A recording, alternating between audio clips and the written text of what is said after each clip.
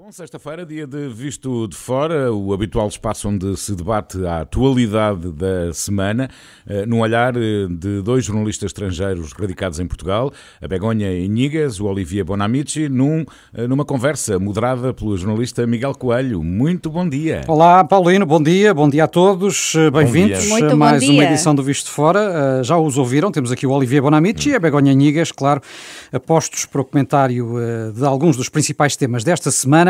Mas antes de avançarmos, Begonha, Espanha também foi afastada do Europeu de Futebol, perdeu nos penaltis com Itália. Agora, a curiosidade é esta, quem é que apoias, Inglaterra ou Itália? Pois foi afastada, que pena.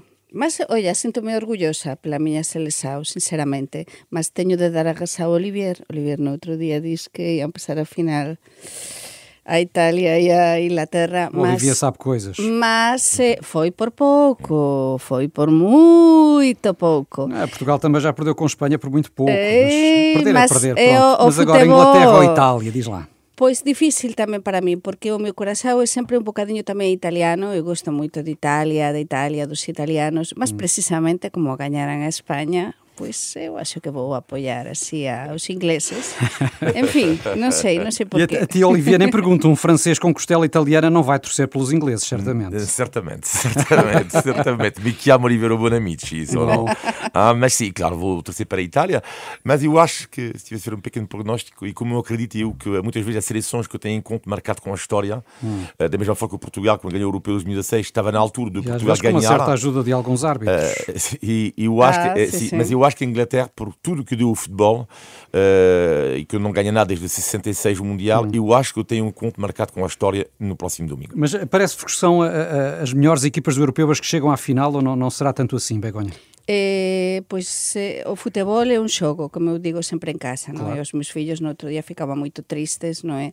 Depois de que España non pasou a final, e eu dicía, o futebol ten unha parte de sorte, unha parte de, precisamente por iso ten esa magia, non é? Non é só bon futebol. Bem, uma seleção que ainda há poucos anos foi campeã do mundo e bicampeã europeia, também não pode querer tudo para si, não é? Mas neste caso perguntas quais é que são as mellores, sin dúbida a Inglaterra está na boa, Italia está na boa, mas acho que a España e a Dinamarca, tamén gostei moito da Croacia, são seleções moito boas. Eu gostei da Dinamarca, moito, e da Espanha. O que é, para responder à tua pergunta, o que é muito curioso neste europeu é ver-se que o futebol cada vez mais um desporto coletivo, e esquecemos-nos disso. E a Espanha e a Itália são exemplos disso. A Espanha já teve 1000 vezes seleções melhores do que esta. A Itália nem se fala. Ou seja, a Espanha não tem uma grande estrela. A Itália também não tem. E no passado a Espanha tinha grandes estrelas, na altura o Xavi e o Iniesta. A Itália também, o tempo do Pirlo, Del Piero, tudo isso. Mas lá está.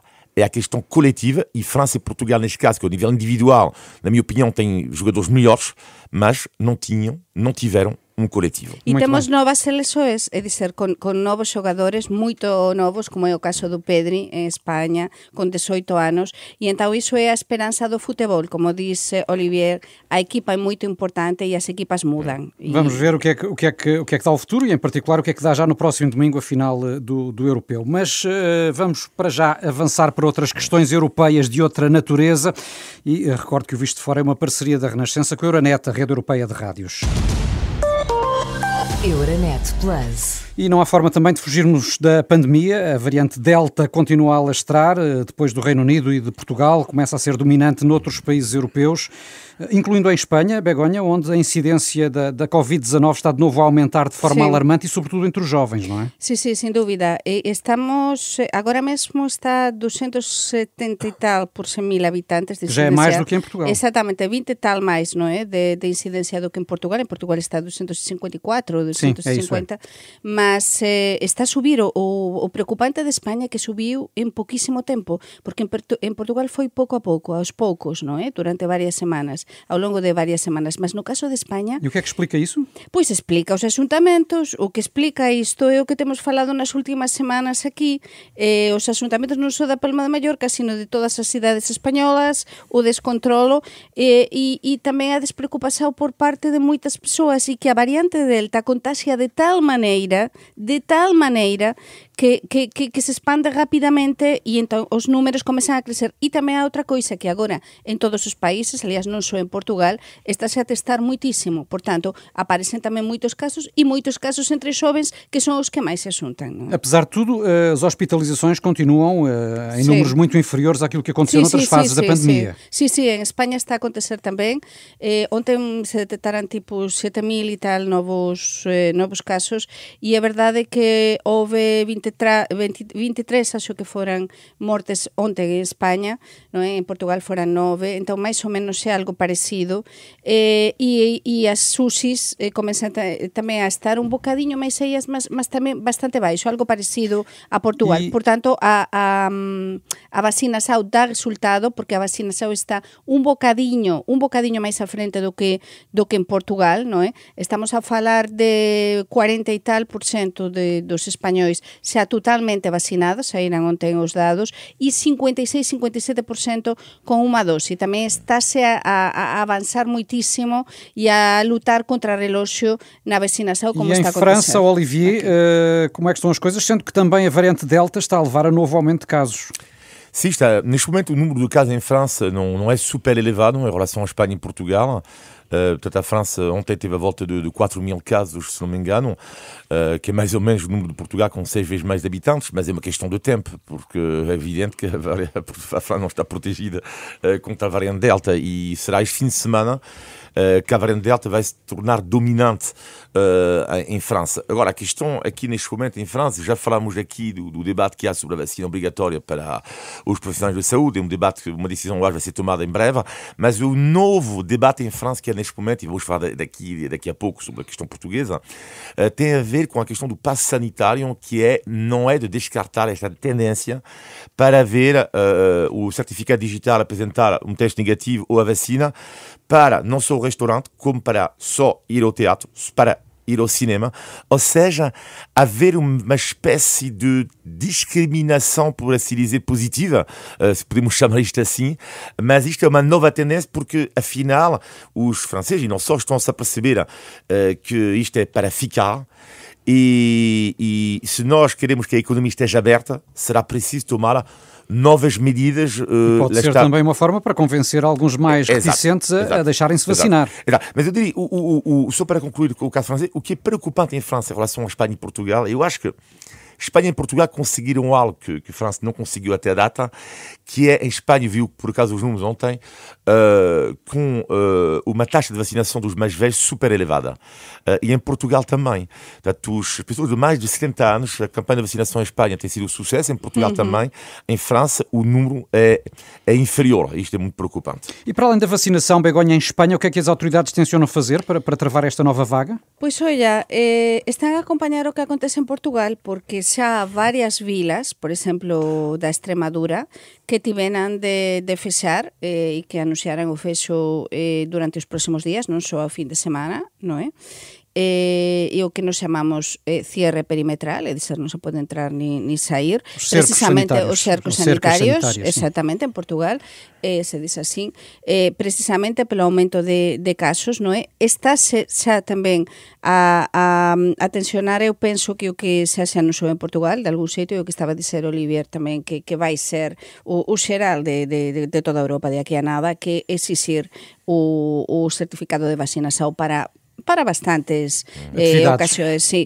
E depois tamén estáse a anunciar xa novas restrições até tamén falar do recoller obrigatorio nalgúmas cidades e comunidades autónomas como a Cataluña, que xa há determinadas comunidades autónomas que están a pedir, e Castela e Leao se anunciou que probablemente para a semana van decretar precisamente este recoller obrigatorio en Castela e Leao a partir non das 11 da noite, sino da 1 da mañá, e tamén están a tensionar algunhas comunidades autónomas fechar o ocio nocturno do que falamos acá, precisamente para evitar a expansão da pandemia. O que é curioso é que, neste momento, com o Covid e as férias, que estamos na altura das férias, é que, afinal, as pessoas que estão prejudicadas nas férias neste momento são as pessoas que marcaram férias na altura em que as regiões, os países nos quais elas vão de férias estavam bem. E afinal, eu vou dar o exemplo da minha irmã, que vai para a Catalunha, ela escolheu na altura, Catalunha, porque era uma das regiões da Europa onde havia menos casos, resultado, hoje em dia a situação é terrível. Mas é verdade isto. E, aliás, podem reparar que, neste momento, o número de casos onde é inferior na Europa tem a ver com a Europa de Leste e também a região dos Balcãs. Sim, com exceção da Rússia, que também está numa situação preocupante. E a região dos Balcãs, que é porque o pico deles foi atingido em abril, maio.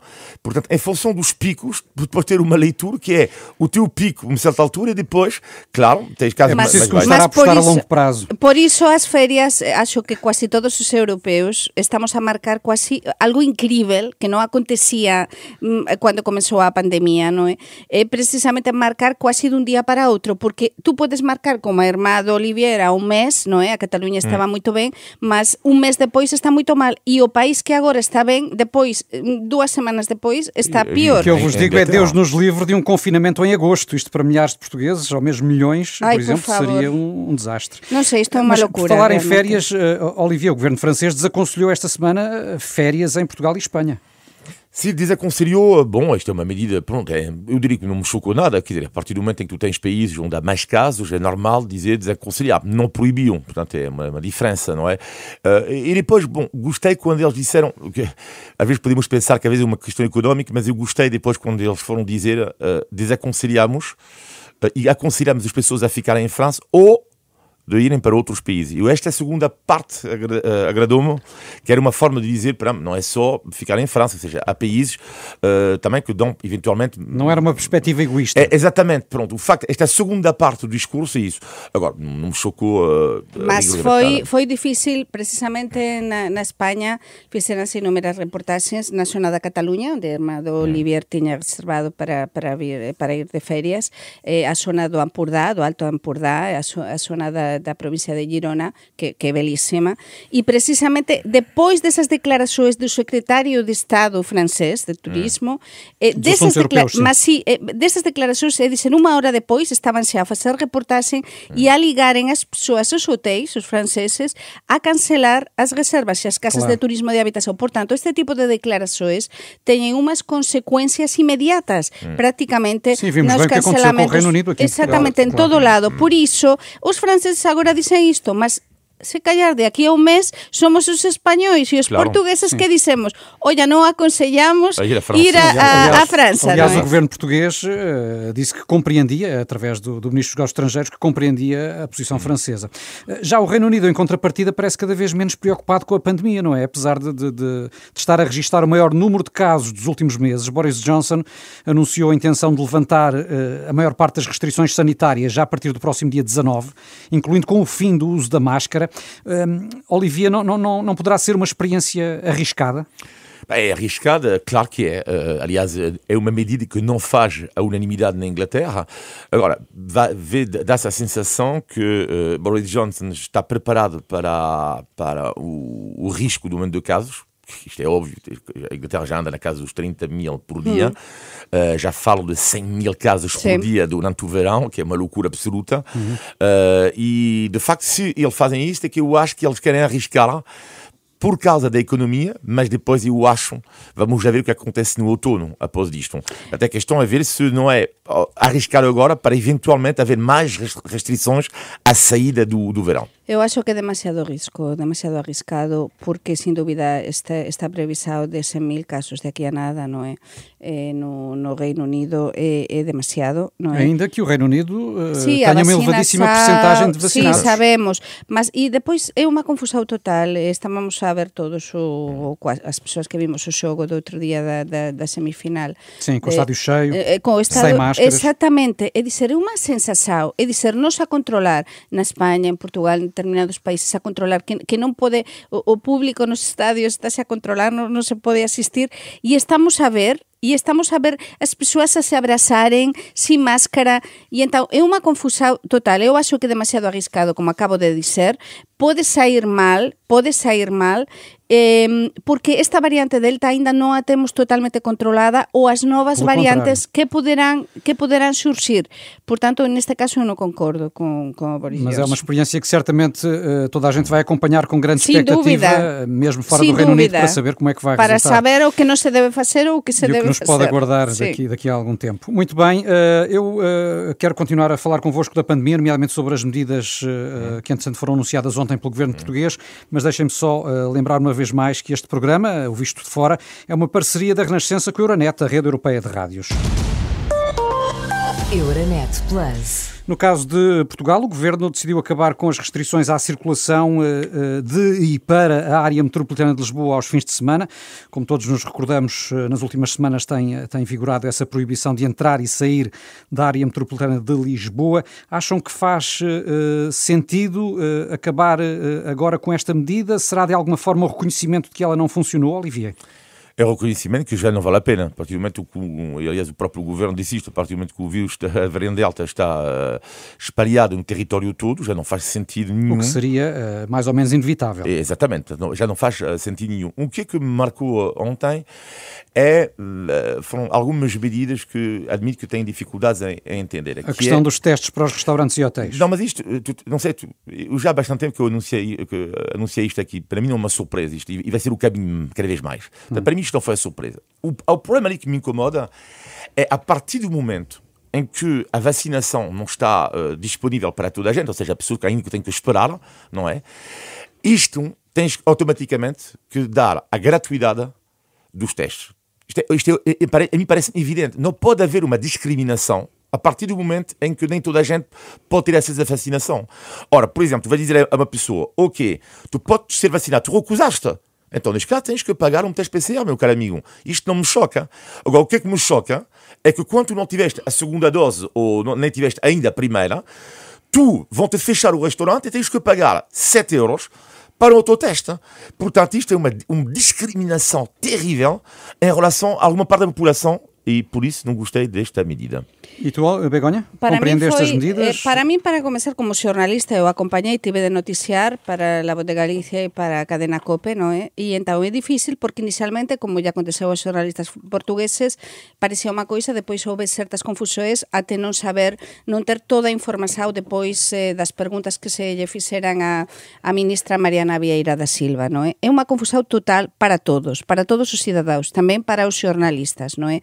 E depois, eu poso até perceber, penso que Portugal aquí vai pela frente en relación a outros países e como xa adiantei a minutos, penso que España non demorará en facer algo parecido, e se callar a França ou o resto dos países, mas estas coisas, como acaba de dizer Olivier, se teñen de facer ben. E é verdade, precisamente, unha das discusións que houve na Cimeira do Porto, cando se aprobou o do certificado verde digital na Europa a partir de 1 de xullo, foi precisamente, e as diferenzas entre os países, porque moitos querían a gratuidade dos testes, precisamente, paralelamente a se aprobaren os certificados para as persoas que non tiveran ou que demoraran en ter o tal certificado, e outros países como a España, precisamente, non sentía que tiña vontade de pagar, mas digamos, no caso português, só para recordar, o Governo comparticipa até 4 testes realizados nas farmácias, por exemplo, por mês. Mas acontece unha coisa até 10 euros. Sí, eso está ben. Os autotestes, sim, têm de ser comprados. Mas eu teño entrevistado a varias persoas, non é, precisamente con isto, e todos temos visto as farmacias como están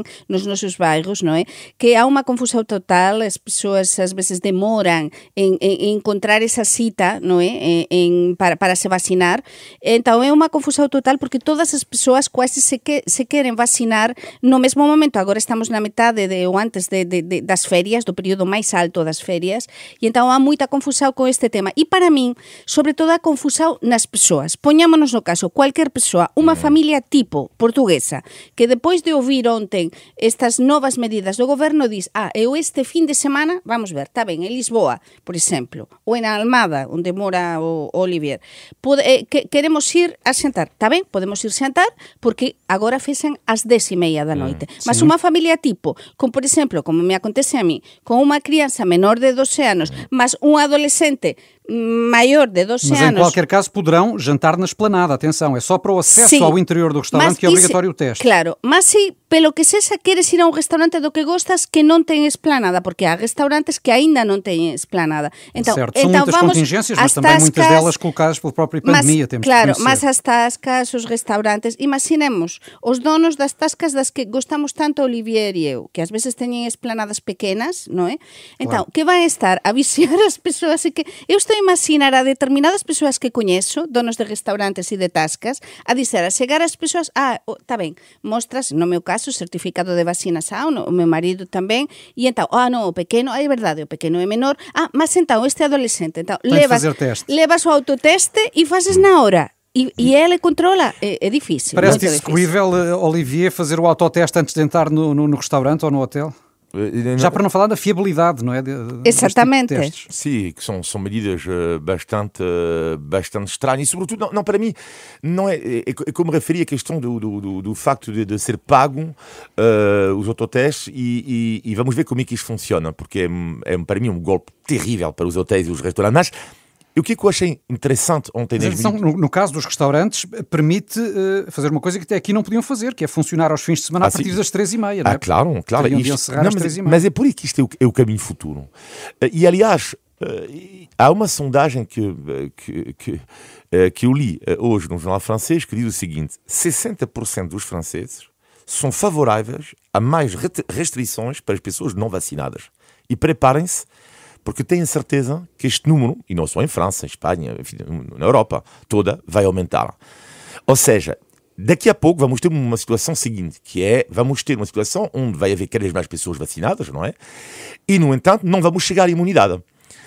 E, bate na madeira, longe disso, não queremos isso. Exato. E o que vai acontecer é que, como não vai haver imunidade, vai haver cada vez mais pessoas vacinadas que vão dizer, mas espera aí, eu fiz tudo isto para isso? E a economia vai estar, ainda não vai continuar a funcionar por causa disto? E lá pode haver algo que já algumas pessoas na Europa chamam a fratura vacinal.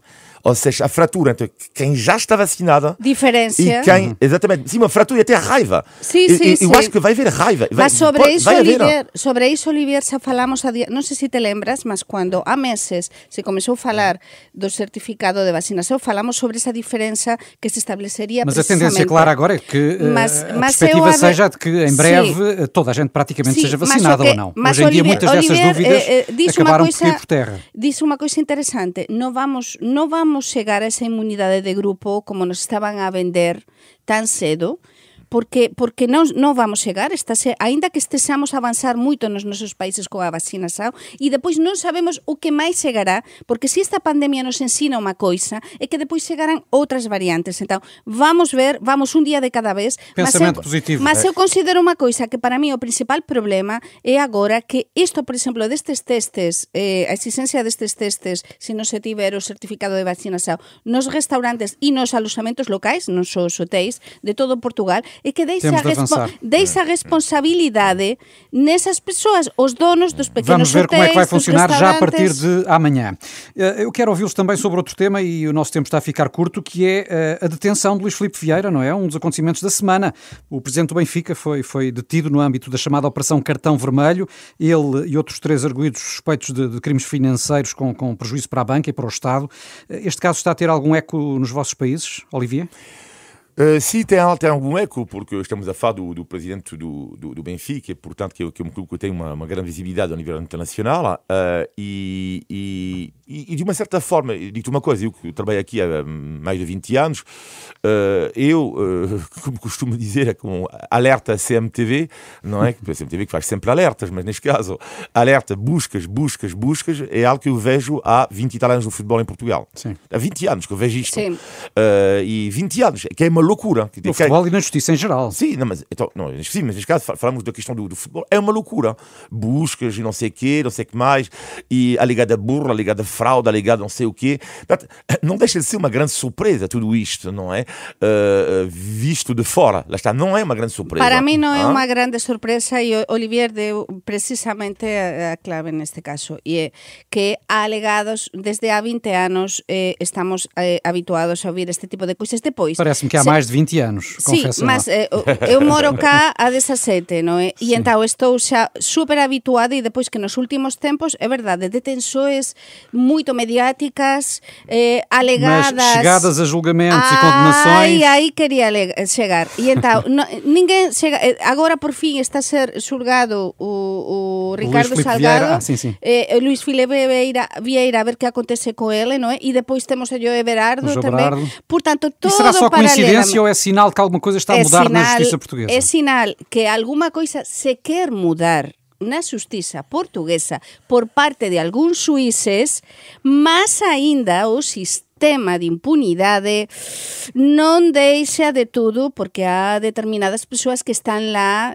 a presionar para que isto non avance. Mas realmente pode ser un sinal e esperemos, por favor, que isto non fique só en sarillos, como nos dicemos en español, non é? En sarillos, en que fique só no ruido de tensao que acontece, alegada suspeita de...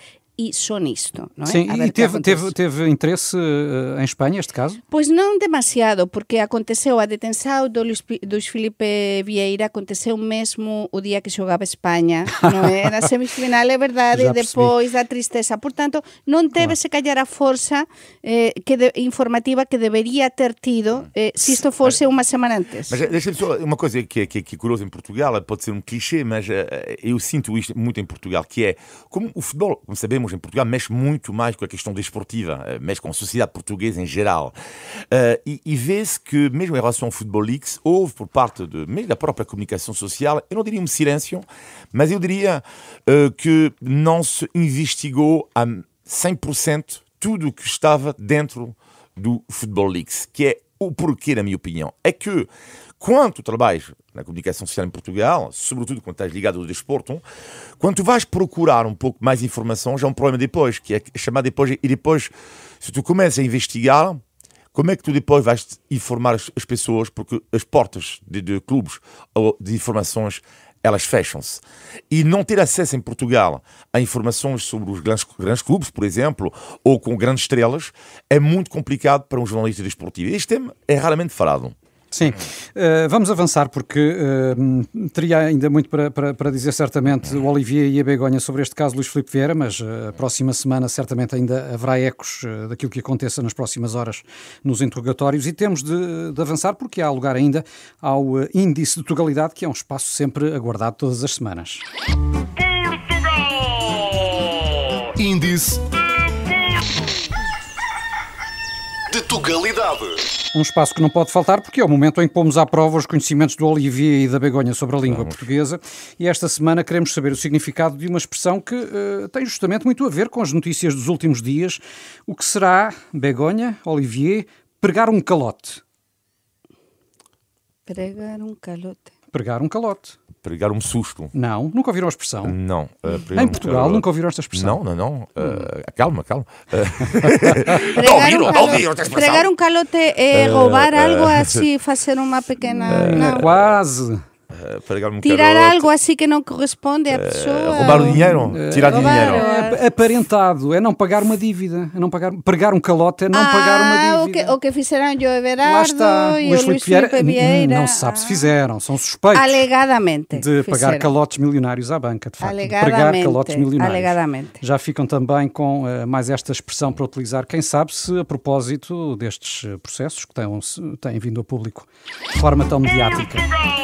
Pregar um calote, não se esqueçam. Índice. Ok. Mas não preguem nenhum. De tugalidade.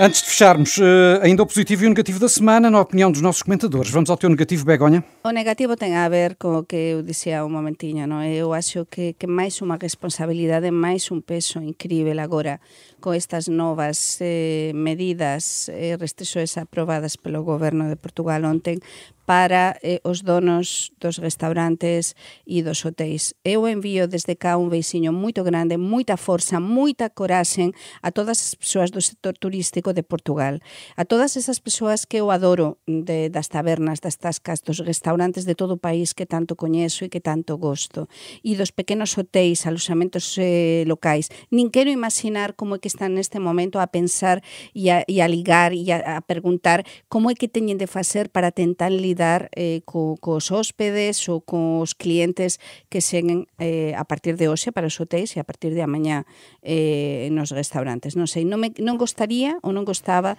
de ficar no seu lugar neste momento. O teu negativo, Olivier? E lá, por causa das medidas anunciadas ontem pelo governo, vou ter que reorganizar um pouco as minhas férias e quando estava a pensar nisto ontem à noite, eu pensei, e será o meu negativo da semana, eu pensei numa coisa mais global e geral, que é, estamos num verão, este verão, numa situação ainda pior, em geral, do que no ano passado. Sim. E quando tu pensas nisso, é terrível, porque houve altura, antes da variante inglesa aparecer à volta do Natal, onde já estávamos a pensar, ok, o fim do túnel, não é?